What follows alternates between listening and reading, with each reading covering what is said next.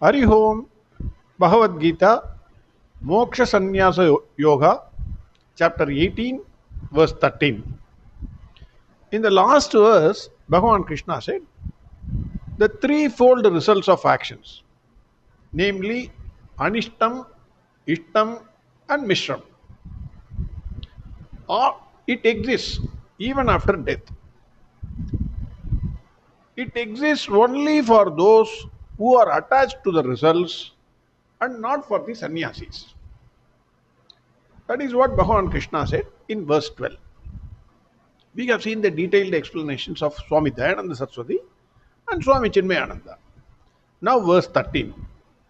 Panjaitani Mahabhago Karanani Nibodame Sankye Kridante Proktani Siddhaye Sarva Karmanam. Bhagavan Krishna is saying to Arjuna, Nibodame. That is, please understand. For the accomplishment of all forms of action, whether Vaidika or Laukika, that is spiritually enjoined karmas or worldly karmas, there are 5 factors. Panchakarani. 5 factors are there. It must be necessary to perform an action. Swami Dayananda Saraswati says, the word Kritanta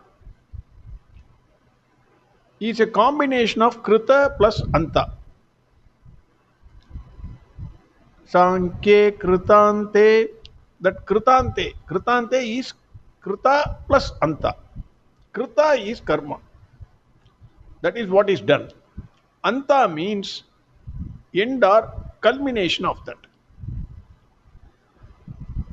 This is the Shastra where all karmas end in the knowledge that Atma is Sakarta. That is the final destination. It can also be said that the first part of Vedas deal with karmas. We all know the first part of Vedas deal with karmas. The end is Vedanta. This is the Shastra that is the end of enumeration of all these karmas.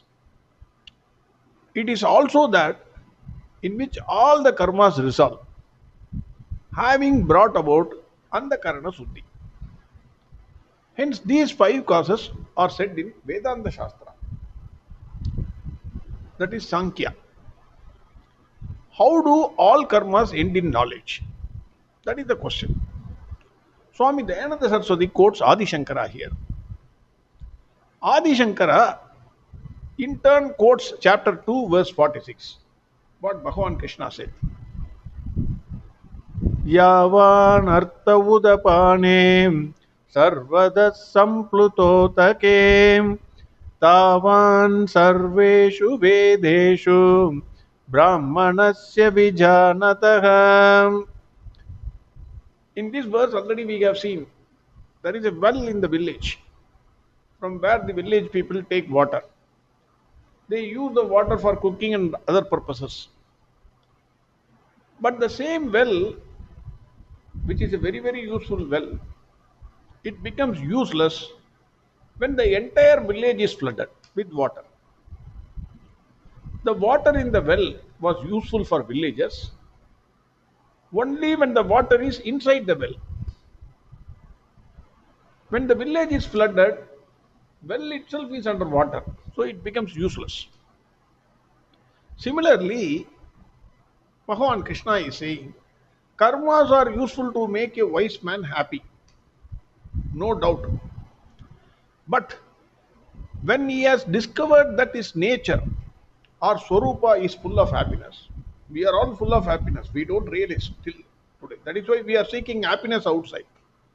The moment we know that our Swarupa itself is happiness, what is the use of doing karmas? We go to some place for happiness, seeking happiness. We go to movie, seeking happiness. We want something else. We are seeking happiness outside, forgetting that our nature itself is full of happiness. The man who has realized its nature is happiness, it is like the entire village flooded with water.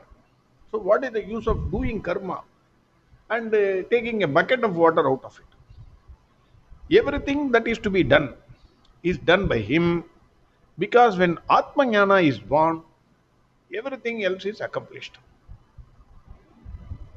In that Atmajnana, all the karmas resolve into this knowledge. Therefore, Vedanta is called Kritanta. That is that end of all the karmas. Swami Dayananda Saraswati says in this Shastra, the five factors that are necessary for performance and successful completion of a karma or action, they are told. What are the five factors that are involved in an action to perform an action? They are the factors because of which actions are accomplished, from which alone karmas emanate. They are to be understood because if you know what are the causes directly involved in all these actions, then Atma will stand out as Akarta. You are separating. How are you saying self is actionless? For which you have to understand, dissect what is an action, understand what is an action. Then only you can separate self is, you can understand self is actionless, actions are performed by the other factors. It is only to point out that Atma is not one of them, but it is independent of all of them. When everything is mixed, now we are a mixture of everything. If you want to separate it, then you have to understand what is an action. Very, very important. Swami Chinmayananda says, Bhagwan Krishna told Arjuna that action could be performed without egocentric desires and clinging attachments to the fruits. This is the statement of Bhagwan Krishna. I repeat, actions can be performed without egocentric desires and clinging attachment to the fruits. This is the statement of Bhagwan Krishna. Arjuna is an intelligent thinker. So immediately, how? How this is possible? That is the question which was there in his mind. For this, one must understand what constitutes an action. Bhagavan Krishna analyzes the anatomy of work, the external structure of action, the physiology, the inner inspirations, motives and urges in that work. So, anatomy of work. Then only you can understand self is actionless. Otherwise, you cannot. Bhagavan Krishna addresses Arjuna as mighty armed, Mahabahu. In important places, you can see in many verses, Bhagavan Arjuna, called Arjuna as Mahabahu. In many times, whenever the inner enemy has to be controlled or it has to be won over, Bhagavan calls Arjuna as Mahabahu.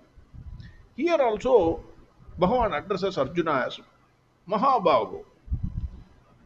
For real why? That also we'll see. For real accomplishment, fulfillment or achievement, five aspects of action are necessarily to be disciplined. These five are the limbs of action, without which no action is ever possible. I repeat, this is an important sentence. These five are the limbs of action, without which no action is ever possible. You cannot even perform an action without these five factors. When these five aspects work in happy coordination, the undertaking is assured of the greatest success, be it secular or sacred. It can be material or spiritual. The term mightily armed is used here to invoke the adventurous heroism in Arjuna. That is what Swami Chinmayananda says. If one wants to discipline one's actions and successfully accomplish the supreme goal, It requires daring courage, consistency of purpose, faith in oneself. If faith is not there, Shraddhavan Labade Dhanam. Otherwise, you are finished. Faith in oneself, that is the most important. And intellectually heroism. You must think also. Bhagwan Krishna says the enumeration of these aspects of action are nothing new, but what is already said in Sankhyan philosophy. That is what Bhagwan Krishna says. Panchaitani Mahabhago Karanani Nibodhame Sankhye Kritan Sankhye. That is why Sankhyan philosophy. It is already said in Sankhyan philosophy. That is what Bhagwan Krishna says. Sankhyan philosophy, Swami Chinmayananda says, Sankhyan philosophy as a separate text no longer exists now in the present day. If it exists, even if it is existing, the existing Sankhyan texts do not mention these fivefold categories. So, hence the word Sankhyan here indicates only Upanishads, the Vedas. Gita has declared that all action cease when the knowledge of self dawns. So Adi Shankara concludes Vedanta, which imparts to us the knowledge, is the end of all actions. The knowledge is self is actionless. That is the knowledge. Finally, destination, final goal is that. So Bhagavan is going to enumerate the five factors involved in an action, which is an important thing to understand if one wants to really achieve the supreme goal. We will see the factors later. That is in the next verse. Verse 13 again. Panchaitani Mahabhago Karanani Nibodhame Sankhye Kritante Proktani Siddhaye Sarva Karmanam. Next verse tomorrow. Arihom Sarvam Krishnarpanamastu. Narayana Narayana Narayana Narayana Narayana Narayana Narayana Narayana Narayana Narayana Narayana Narayana Narayana Narayana Narayana Narayana Narayana Narayana